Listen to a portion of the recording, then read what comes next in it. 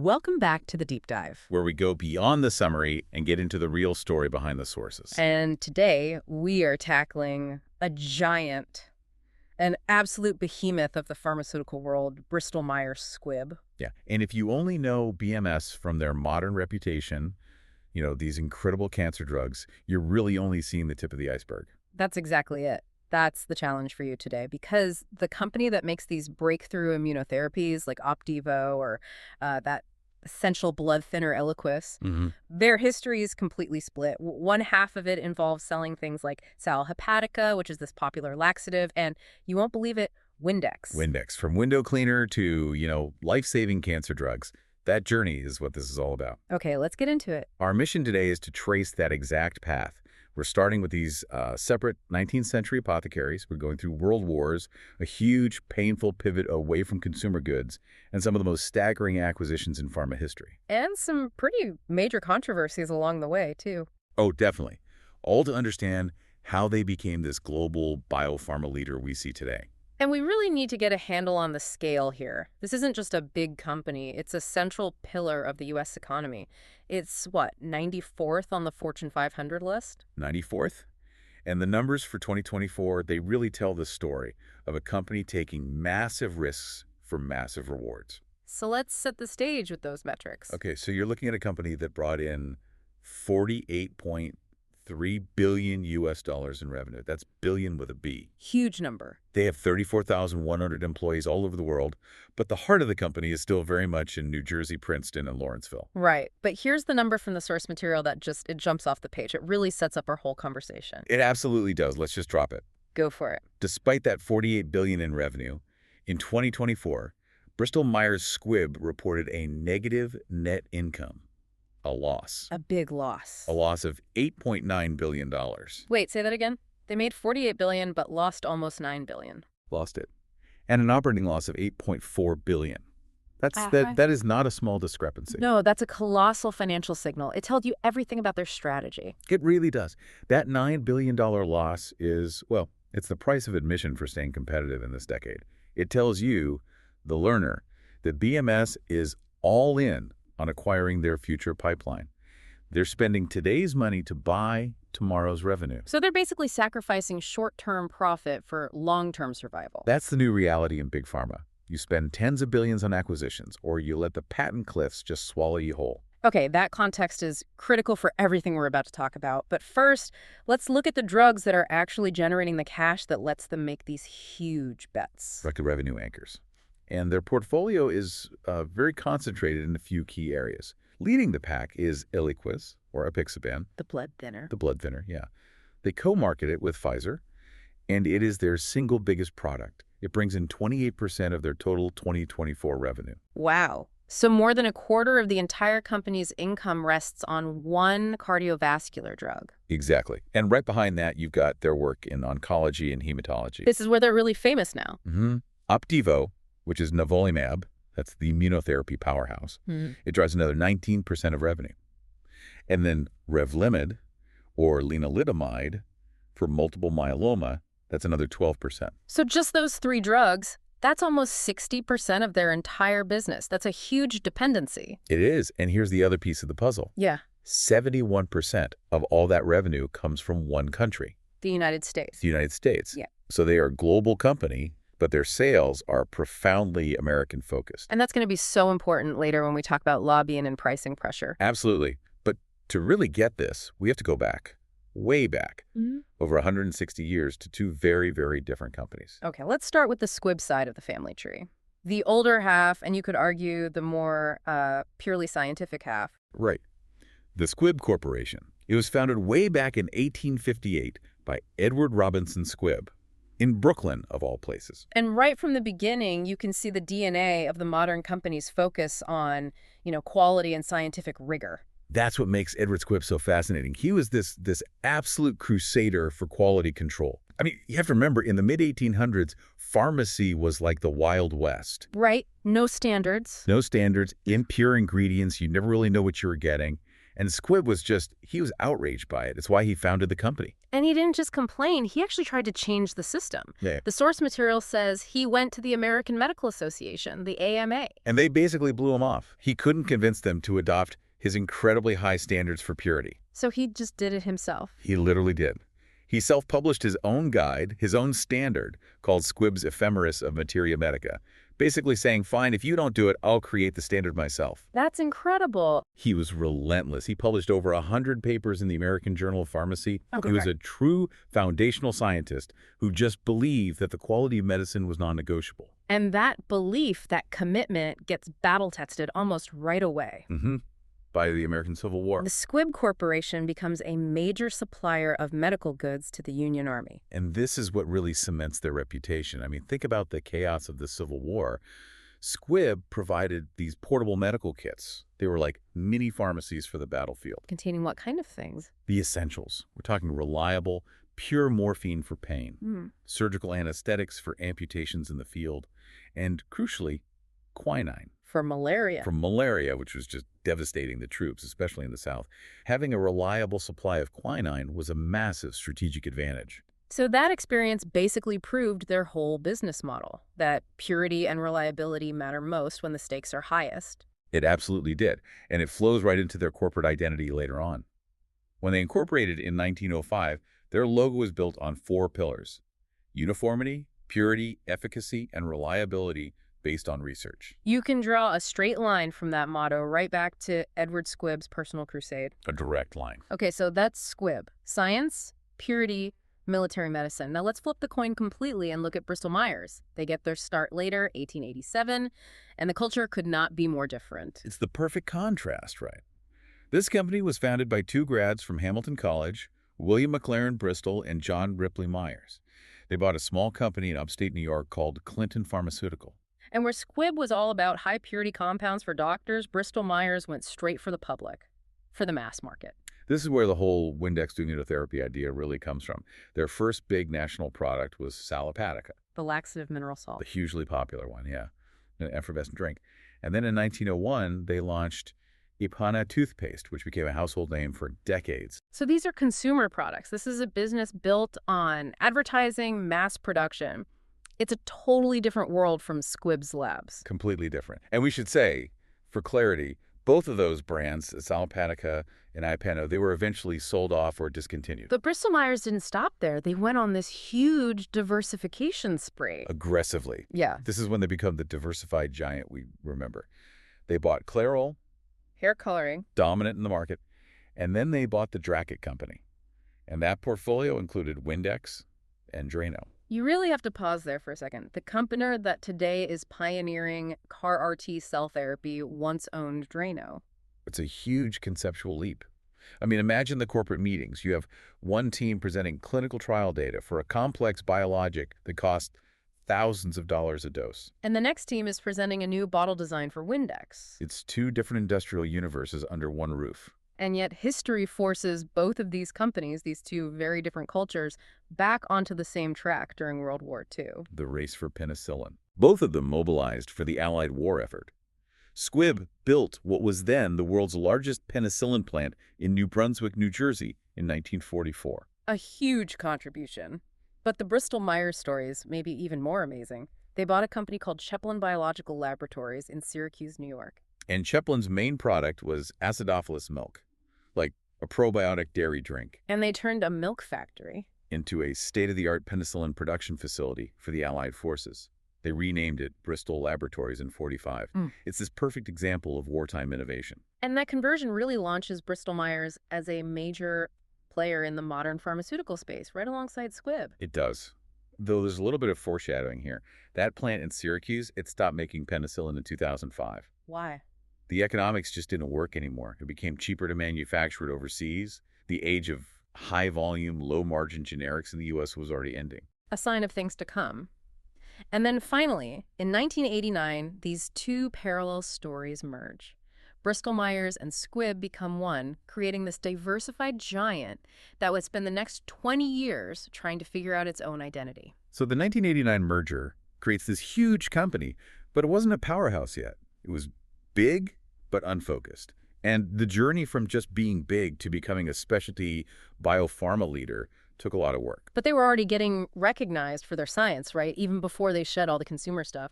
I'm looking at this 1999 National Medal of Technology they got from President Clinton. Yeah, and the wording of that award is so telling. It wasn't just for making new drugs. It was for, and I'm quoting here, redefining the science of clinical study. Through groundbreaking and hugely complex clinical trials that are recognized models in the industry. Right, so the R&D excellence, that Squibb DNA, was already there. But it was kind of trapped inside this corporation that was also worried about the market share for Clairol hair dye. And by the early 2000s, it was becoming clear that that model just wasn't working anymore. It was inefficient. And that's when we see the big strategic turn. It really starts heating up around 2007 and goes through about 2011. This is the moment they decide to blow up the old model. And transform from this sprawling, diversified company back into something much leaner, a specialty biopharma company focused on biologics. And this wasn't just, a memo from the CEO. This was a massive, painful, multi-year overhaul. We're talking ongoing layoffs, serious cost cutting. And the most dramatic part, they closed half of their manufacturing plants around the world. Half of them. Can you imagine the logistics of that? Decommissioning factories, dealing with unions, the local impact. It was a clear signal that they were done with the old high-volume, low-margin business. They were going all in on high-value, complex medicines. It's a huge bet. And the person credited with leading that transformation was Lou Schmuckler, who came in to run global product development. He was. It was a massive undertaking, but it paid off. By 2013, Forbes magazine named them the best drug company of the year. So the painful cuts were working. It was focusing their resources where it mattered most, on their blockbuster drug portfolio. Let's get into that portfolio because this is what defines the modern BMS.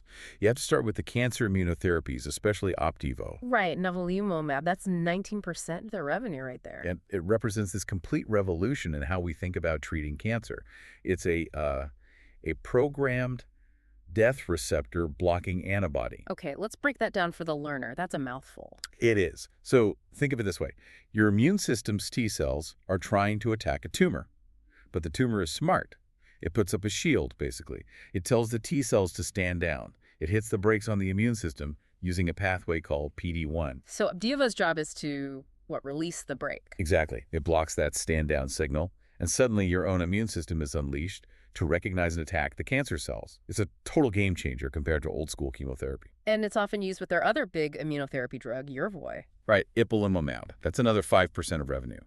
Together, those two drugs are the foundation of their whole oncology strategy. Okay, but moving away from cancer, what really pays the bills, what stabilizes the whole company is Eliquis. The revenue ballast, that's a good way to put it. It's their blood thinner, Apixaban, co-marketed with Pfizer. And it is, by far, their biggest product, 28% of all revenue. It gives them that steady income from a huge chronic care market, which lets them take these big, risky bets in oncology. Precisely. And then the third pillar is hematology, specifically treatments for multiple myeloma. The blood of cancer. Yeah. And here they are just dominant. Revlimid brings in 12% of revenue, and Pomalyst adds another 8%. These drugs have turned what was once a very quick, fatal diagnosis into a manageable chronic condition for a lot of patients. It all just paints this picture of extreme specialization. But before we get to the acquisitions, we should touch on one historical product that kind of sums up their whole journey, Taxol. Taxol is a great story. It's a famous chemo drug, but where it came from originally is wild. BMS had the only contract to harvest the bark of the endangered Pacific yew tree to make it. So they were literally relying on a limited, endangered natural resource to produce a cancer drug. They were, which was obviously a huge environmental controversy. Now, of course, science has moved on. We can make paclitaxel from renewable sources, and the patent is long gone. There are generics everywhere. Which is the perfect illustration of the problem they faced. Even your biggest blockbusters eventually expire. Success is temporary. It is. And that constant pressure to find the next Taxol, the next Opdivo, is what drove them into the next phase of their strategy, buying innovation at any cost. So this specialty biopharma model is working, but it's hungry. It constantly needs new drugs in the pipeline to replace the ones whose patents are expiring. It's a treadmill. And they realized that their internal R&D, as good as it was, just couldn't move fast enough to fill all the gaps. So they formalized this strategy they called the string of pearls. Which is basically what? It's using everything, alliances, partnerships, and most importantly, acquisitions, to just constantly add new, promising assets, the pearls, to their pipeline. And this really kicks into high gear right as that big strategic shift is happening. Like in 2009, they buy Medarex, a biotech firm, for $2.4 billion. And that same year, they make the big symbolic move. They get rid of Mead Johnson Nutrition, the baby formula business. Right, the last big piece of their consumer past. And they were very explicit about why. The official reason was to further sharpen the company's focus on biopharmaceuticals. Yeah. They were cashing out their history to fund their future. And the acquisitions just keep coming.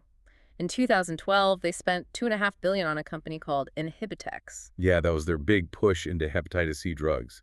It didn't quite become the blockbuster they hoped for, but it showed they were willing to spend to enter a hot market. And that same year, they partnered with AstraZeneca to buy Amylin Pharmaceuticals for over $5 billion. This is a play in the diabetes space. They eventually sold their share to AstraZeneca, but again, it just shows how aggressively they were hunting for opportunities in every major therapeutic area. But all of those deals, they're like appetizers. They're nothing compared to the main course that fundamentally remade the company in 2019. The Celgene mega deal. This wasn't just a big acquisition. It was a move born of, I would say, strategic desperation. So what was the emergency? Why did they feel they had to do this massive deal right then? The emergency had a name, Keytruda. Merck's drug, the competitor to Opdivo. Exactly. The sources are clear that Opdivo sales were starting to fall behind Keytruda. Their star drug was facing a serious threat. That creates a massive future revenue hole. And Celgene, with its absolute dominance in hematology with Revlimid and Pomalyst, was the only thing big enough on the market to plug that hole fast. So what was the price tag on this strategic rescue mission? The headline number was $74 billion. Wow. But once you include all the debt they had to take on, it was actually closer to $95 billion. $95 billion. That's an astronomical sum. I'm not surprised there was pushback. Oh, major pushback. Big investors like Wellington Management and Starboard Value, they publicly campaigned against the deal. They thought the price was way too high. But it went through anyway. It did. 75% of shareholders approved it in the end. They saw the threat from Merck and decided this was the only way out. And even then, to get it approved by regulators, they had to sell off a piece of Celgene. Right. Regulators were worried they'd have a monopoly in immunology, so Amgen came in and bought Celgene's psoriasis drug, Otezla, for $13.4 billion. A massive deal just to clear the way for the even bigger deal. You'd think after spending $95 billion, they might take a break. They did the opposite. It seems like the Celgene deal just proved to them that buying was the only way to grow, so they went on another targeted spending spree. Starting with cardiology in 2020, they bought MyoKardia. For $13.1 billion, all to get one drug, mavacamten, which is now called Camzyos, a specialized drug for a specific heart condition. Then they pivot right back to cancer, precision oncology. In 2022, they buy Turning Point Therapeutics for $4.1 billion. Then at the start of 2024, Mirati Therapeutics for another $4.8 billion, just constantly adding these small, highly specialized cancer companies. But the most surprising move, I think, was the Karuna Therapeutics deal. The neuroscience play. This was a huge bet. $14 billion in March 2024. For an investigational antipsychotic drug. Right, KarXT. Yeah. But that bet paid off, and it paid off fast. Just a few months later, in September 2024, the FDA approved it. It's now called Cobenfy. And the sources highlight that this is the first novel type of treatment for schizophrenia in 70 years. 70 years. I mean, if you can do that, if you can break a 7-decade stalemate in treating a major psychiatric illness, that $14 billion price tag suddenly starts to look like a bargain. It's the definition of high risk, high reward. It is. And they weren't done. Early 2024, they also bought Reza Bio for about $4 billion, getting them into radiopharmaceuticals. So using radiation to target cancer cells? Exactly. They're not just buying drugs, they're buying entire technology platforms for the future. It's an incredible strategy, but as we saw with that $9 billion loss, it is incredibly expensive. So while BMS is pulling off this incredible scientific and strategic turnaround, the company's reputation took some major hits, especially in the early 2000s. There were these significant legal and ethical scandals. Yeah, that period around 2002 was really a low point for them. It started with lawsuits from, I think it was 29 different U.S. states, accusing them of illegal monopoly behavior. What were they actually accused of doing? Two main things. First, they were allegedly using sham patents to try and keep a generic version of their anxiety drug, Buspar, off the market. So trying to extend their exclusive sales period. Right. And they were accused of doing the same thing with their blockbuster cancer drug, Taxol. Just trying to protect those revenue streams for as long as possible, even if it meant breaking the rules. And that ended up costing them a lot. They settled all those cases for $670 million. It was a huge financial penalty and a major black eye for their reputation. But that wasn't even the biggest scandal that year, was it? No, the really damaging one was the accounting scandal. It was a practice called channel stuffing. Okay, can you explain what that actually means? It sounds bad. It is bad. It's fundamentally deceptive. What they were doing was offering massive discounts to their distributors to get them to buy way more product than they actually needed. So they were flooding the channel with inventory. Exactly. And then, and this is the fraudulent part, they were booking all of those sales as immediate revenue. They were basically reporting sales for drugs that were just sitting in a warehouse, not being sold to patients. So it made their sales numbers look much better than they actually were. Much better. It completely misled investors about the health of the company, and the fallout was severe. They had to restate their earnings for, what, 3 years? From 1999 to 2001, yeah. And they settled with the Department of Justice and the SEC for $150 million. But it went beyond fines, didn't it? It did. The company was forced to have a court-appointed monitor, basically an outside watchdog, to oversee their behavior. And some of their top executives, the head of the Pharma group and the CFO, were actually indicted on federal securities charges. Wow. So that's a crisis that goes right to the top. You can really see how a scandal like that would force the kind of radical strategic change we saw starting in 2007. It had to. It was an existential threat. And we should also briefly mention there was this other historical lawsuit they were involved in related to the Guatemala syphilis experiment. Right, a truly awful chapter in medical history. BMS was named as a defendant, but the source material notes they were officially dismissed from that lawsuit in 2022. Okay, so let's shift to how they manage their influence today. Because with 71% of their revenue coming from the U.S., they have to be active in Washington. Oh, they are very active. They spend between $5 and $10 million every single year on lobbying in the U.S. And that's just their direct spending, right? That's just what they spend directly. They also contribute huge amounts to industry groups like FHRMA, the main drug lobby, and Biotanida to make sure the industry's collective voice is heard on issues like patents and pricing. So it's a significant political operation, but let's balance that with their global research and philanthropic footprint. They're not just based in New Jersey. Not at all. Their R&D network is global. They have major sites in California, Spain, Japan, multiple sites in India, the UK. They're pulling talent from all over the world to fuel that pipeline. And they fund a lot of external science and health organizations, too. A huge range. Everything from fundamental research at the Institute for Advanced Study to major hospitals in Canada like Sick Kids and the Princess Margaret Cancer Center. They even fund the National Geographic Society. It's a very strategic way of supporting the entire ecosystem that they depend on. It is. And speaking of success from that ecosystem, let's just spotlight one current drug that's really showing the promise of their new model. Luspatercept, or Reblozyl. Right. This is for anemia related to MDS, a type of blood disorder. Exactly. Patients with MDS often need constant draining blood transfusions. And in a big phase 3 study, Reblozyl proved it was better than the older treatments. And that led to a big FDA approval in 2023. A huge one. It made Reblozyl a first-line treatment for a big group of these patients. That means it's now the go-to drug, not something you try after other things have failed. And the company has some pretty big expectations for it, financially. They do. Their internal goal is for Reblozyl to be bringing in $4 billion a year in sales by 2030. And that's exactly the kind of home run they need to pay for all those massive acquisitions. So when you step back and look at the whole story, it's an incredible journey. It really is. What started as these two totally separate companies in the 1800s, one obsessed with scientific purity, the other selling toothpaste and Windex, has now merged, gone through this incredibly painful process of shedding its entire consumer identity, survived these massive scandals, and completely reinvented itself. The Bristol Myers Squibb of today is this laser-focused global biopharma machine. It's all about immunotherapy, hematology, and now neuroscience. The whole story is really a perfect case study of how big pharma works, right? Controversy and competition force you to change. That change leads to blockbuster drugs.